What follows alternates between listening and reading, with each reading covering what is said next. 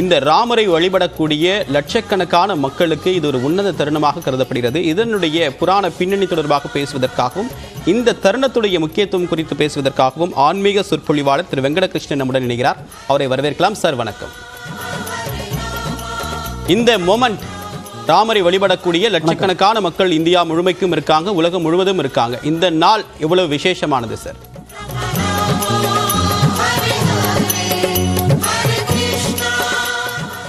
உண்மையிலே நாம் எல்லோரும் மிகவும் பாக்கியம் செய்தவர்கள் என்றுதான் கொள்ள வேண்டும்.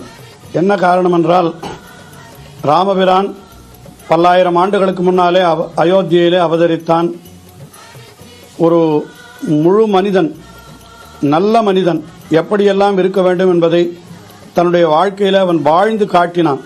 பகவானே அதற்காகத்தான் இப்படி ராமனாக அவதரித்தான் என்று பெரியோர்கள் சொல்லுகிறார்கள். அதனால்தான் அவனை மரியாதா புருஷோத்தமன் என்று சொல்லுகிறார்கள். மரியாதா புருஷோத்தமன் என்றால் அவன்தான் நமக்கு எப்படிப்பட்ட செயல்களை எல்லாம் நாம் மேற்கொள்ள வேண்டும். அதாவது ராமாயணத்திலே நாம் பார்த்தோமானால் தந்தையினுடைய சொல் எப்படி இருந்தாலும் அதை நாம் கட்டுப்பட்டு நடக்க வேண்டும்.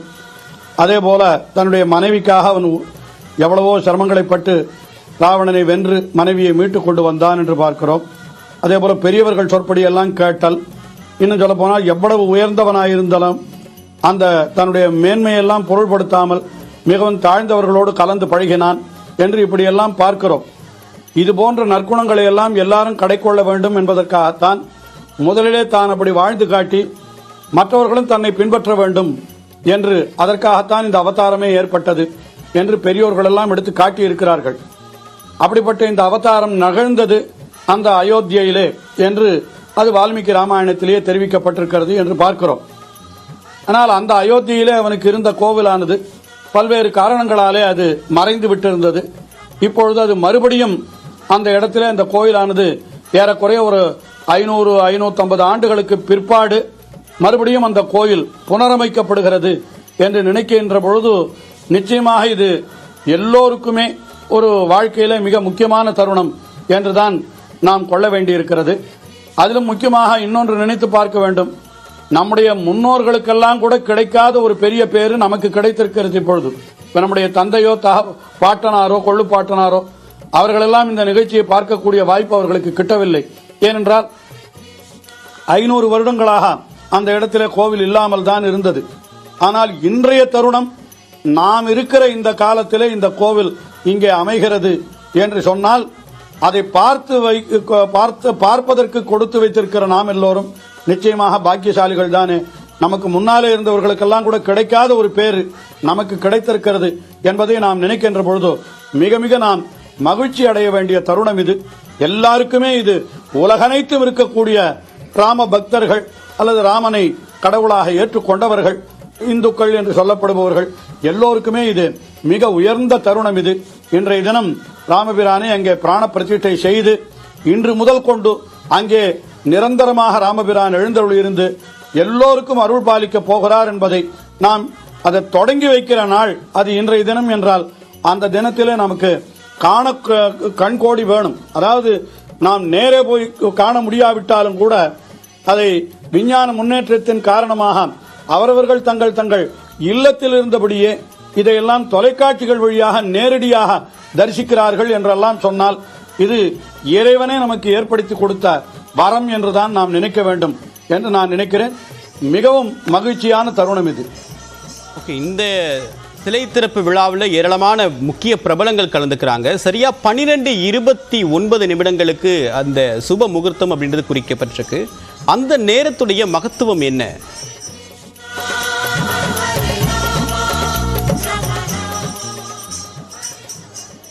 எந்த ஒரு முக்கியமான காரியத்தை செய்ய வேண்டும் என்றாலும் கூட அதற்கு குறிப்பாக நல்ல நாள், அந்த நல்ல நாளிலே நல்ல வேளை என்று இப்படியெல்லாம் பார்ப்பது என்பது ஒரு வழக்கத்திலே உண்டு. நாம் ஒரு கல்யாணம் செய்கிறோம் என்று சொன்னால் கூட நம்முடைய இல்லத்திலே அந்த கல்யாணம் செய்வதற்கு குறிப்பிட்ட முகூர்த்த நாளிலே தான் செய்வோமே தவிர எல்லா நாள்களிலும் நாம் கல்யாணம் செய்வதில்லை என்பது நம்ம தொன்று தொட்டு அந்த மரபு இருந்து வருகிறது. அந்த கல்யாணம் நாள் குறித்தால் மட்டும் போராது, அதற்கு குறிப்பிட்ட நேரமும் அமைய வேண்டும் என்று நாம் சொல்லுகிறோம். என்ன காரணம் என்றால் நல்ல நாளிலே நல்ல நேரத்திலே ஒன்றை செய்தால்தான் அது எப்பொழுதும் நிலைத்து நிற்கும், நீடித்து நிற்கும் என்பது நமக்கு இருக்கக்கூடிய தொன்று தொட்ட ஒரு நம்பிக்கை. அது அந்த அடிப்படையிலே இன்றைய தினம் இது மிகவும் நல்ல முகூர்த்தம் அமைந்துள்ள நாள். இது இன்றைய தினம் நட்சத்திரம் என்கிறது மிக நல்ல நட்சத்திரமாக அமைந்திருக்கிறது. மிருகசீரிஷம் என்று சொல்லுவார்கள். இன்றைய தினம் அமைந்திருக்கிற நட்சத்திரத்தினுடைய பெயர் அது இந்த பக்கத்திலே மிருகசீரிஷம் என்று சொல்லுகிறோம். மிருகசீரிஷம் என்றால் அது ஒரு ஆருத்ரா நட்சத்திரத்திற்கு முன் நட்சத்திரம். அது மிருகசீரிஷம், அது மிகவும் சுபமான நட்சத்திரம். அதிலேயும் வேளைகள் என்று வருகிற பொழுது இந்த முகூர்த்தங்கள் காலை வேளையிலே வந்தால் அது உஷக்கால முகூர்த்தம் என்று சொல்லுவார்கள். பிற்பகலிலே வந்தால் அது ரொம்ப உயர்ந்தது, அபிஜித் முகூர்த்தம் என்று அதற்கு பெயர் வைத்திருக்கிறார்கள். மாலை வேளையிலே வந்தால் அதற்கு கோதூளி முகூர்த்தம் என்று ஒரு பெயர் வைத்திருக்கிறார்கள். அதாவது முகூர்த்தங்கள் கூட விடியற்காலையிலிருந்து ஆரம்பித்து 10-11 மணி வரை இருக்கக்கூடிய முகூர்த்தங்கள், அதற்கு உஷக்கால முகூர்த்தங்கள் என்று பெயர். அது நடு மத்தியானத்தில் இருக்கக்கூடிய முகூர்த்தம் அது அபிஜித் முகூர்த்தம் என்று சொல்லப்படுவோம். அந்த அபிஜித் முகூர்த்தத்திலே தான் இப்பொழுது வைத்திருக்கிறார்கள். எல்லாவற்றையும் காட்டிலும் அபிஜித் முகூர்த்தம் என்கிறது உயர்ந்தது என்று அது தர்மசாஸ்திரங்களிலே சொல்லப்பட்டிருக்கிறது. அபிஜித் என்றாலே என்ன அர்த்தம்? வெற்றியையே தருவது. அது அந்த சமயத்தில் வெற்றியை தவிர வேறு ஒன்றுமே கிடையாது என்று சொல்லக்கூடிய அப்படிப்பட்ட முகூர்த்தம் அபிஜித் முகூர்த்தம். அந்த முகூர்த்தத்திலே இப்பொழுது ராமபிரானுக்கு அந்த பிரதிஷ்டை நடைபெற இருக்கிறது. அந்த குறிப்பிட்ட காலத்திலே நாம் செய்தோமானால் அது பிற்காலத்தில் எந்தவித தடையும் இல்லாமல் எல்லாம் நல்லபடியாகவே அமையும் என்ற நம்பிக்கையின் அடிப்படையில் அப்படிப்பட்ட விஷயம் செய்யப்படுகிறது. ஆனால் இது அனைத்துக்கும் வேதங்களிலே, அதாவது வேதத்தினுடைய துணை நூலான ஜோதிஷ சாஸ்திரம் என்று ஒன்று சொல்லுவார்கள். வேதத்திற்கு 6 அங்கங்கள் சொல்லப்படுகின்றது. சீக்ஷா, வியாக்கரணம், கல்பம் என்றெல்லாம் சொல்லப்படுகின்றதுல ஜோதிஷம் என்கிறது வேதத்தினுடைய ஒரு துணை நூல். அந்த துணை நூலிலே இது எந்த காலத்திலே செய்ய வேண்டும், எப்படி செய்ய வேண்டும் என்றெல்லாம் சொல்லப்பட்டிருக்கிறது. அந்த அடிப்படையிலே தான் இது செய்யப்படுகிறது. திரு வெங்கடகிருஷ்ணன், சிலை பிரதிஷ்டை அப்படின்ற நடைமுறை எப்படி இருக்கும்? இப்ப கண்கள் துணியால் கட்டப்பட்டிருக்கிறதா ஒரு புகைப்படம் வந்தது. வெறும் அந்த துணியை நீக்கினால் மட்டும் போதுமா, அல்லது வேற ஏதாவது சடங்குகள் அப்படின்றது வேதங்கள்ல பரிந்துரைக்கப்பட்டிருக்கா? இல்ல, சடங்குகள் எல்லாம் இருக்கிறது. இதற்கு முன்னாலே கூட 3-4 நாள்களாக ஹோமங்கள் எல்லாம் செய்து அந்த திருக்குடங்களிலே புனித நீரை வைத்து அந்த புனித நீருக்கு சக்திகளை எல்லாம் ஏற்றி அதையெல்லாம் செய்திருப்பார்கள். யாகசாலை என்று வைத்து இது முன்னராகவே 2-3 நாள்கள் இவர்கள் எல்லாம் செய்திருப்பார்கள். அதற்கு பிறகு இன்றைய தினம் என்ன செய்ய வேண்டும் என்றால் பிராண பிரதிஷ்டை என்று சொல்லப்படுகிற அந்த நிகழ்ச்சி எப்படி நடைபெறும் என்று சொன்னால், அந்த முக்கியமான பூஜாரி யார் இருக்கிறாரோ, நாம் இந்த பக்கத்தில் அர்ச்சகர்கள் என்று சொல்லுகிறோம், குருக்கள் என்று சொல்லுகின்றோம். அந்த பக்கத்திலே பூஜை செய்பவர்கள் மகந்துக்கள் அல்லது பண்டாக்கள், பூஜாரிகள் என்றெல்லாம் சொல்லுகிறார்கள். ஏதோ பெயர் வேறா இருந்தாலும் செய்கின்ற செயல்கள் ஒன்றுதான்.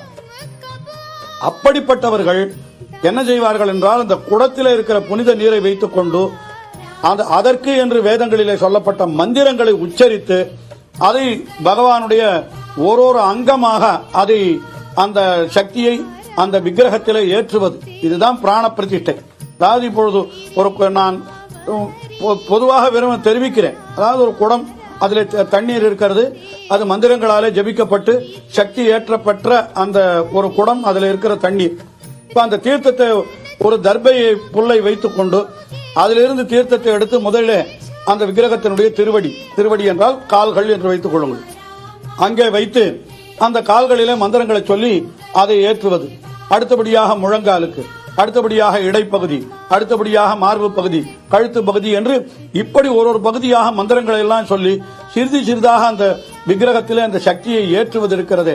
அதற்குத்தான் பிராண பிரதிஷ்டை என்று பெயர். அதாவது வெறும் கல்லா இருக்கிற ஒரு சிலைக்கு ஒரு பிராணன், பிராணன் என்றால் உயிர், அந்த உயிரை உண்டாக்குவதுதான் இந்த பிராண பிரதிஷ்டை என்கிற ஒரு சடங்கினுடைய செயல்பாடு.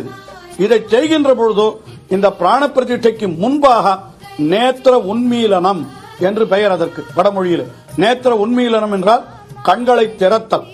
அதாவது குழந்தைகள் கூட பிறக்கின்ற பொழுது கண்களை மூடிக்கொண்டுதான் பிறக்கும். அதற்கு பிறகு சிறிது சிறிதாகத்தான் அது கண்களை திறந்து இந்த உலகத்தை பார்க்கும். அதுபோல இங்கேயும் கூட அந்த பகவானுக்கு நேத்திர உண்மீலனம் என்பது இதுவரை நடைபெறவில்லை. ஆனால் இதற்கு முன்னாலே என்னென்ன செய்ய வேண்டும் என்றும் சொல்லப்பட்டிருக்கிறது. அதாவது அந்த செய்யப்பட்ட அந்த விக்கிரகம் இருக்கிறதே, அது கற்சிலையோ அல்லது உலோகங்களால ஆன சிலையோ எதுவா இருந்தாலும் அதையெல்லாம் என்ன செய்வார்கள்னா, முதலிலே ஜலாதிவாசம் என்று தண்ணீரிலே எவ்வளவு நாள் இருக்க வேண்டும், எவ்வளவு நேரம் இருக்க வேண்டும், எல்லாம் ஆகமங்களிலே தெரிவிக்கப்பட்டிருக்கிறது. அந்த தண்ணீரிலிருந்து எடுத்து அதற்கு பிறகு தானியவாசம் என்று அந்த தானியங்கள் நடுவிலே வைத்திருத்தல், அதாவது நெல் முதலான தானியங்கள் நடுவிலே வைத்திருத்தல் என்று இப்படியெல்லாம் செய்து அதற்கு பிறகு கர்ப்ப கிரகத்திலே கொண்டு போய் அந்த விக்கிரகத்தை வைத்து அதற்கு பிறகு நேத்திர உண்மீலனம் என்று கண்களை திறந்து அதை செய்துவிட்டு அப்புறம் பிராண பிரதிஷ்டை என்கிறது செய்யப்படுகிறது என்று இப்படித்தான் ஆகமங்களிலே சொல்லப்பட்டிருக்கிறது. அதுதான் இப்பொழுது செய்ய போகிறார்கள் என்று நானும் நினைக்கிறேன்.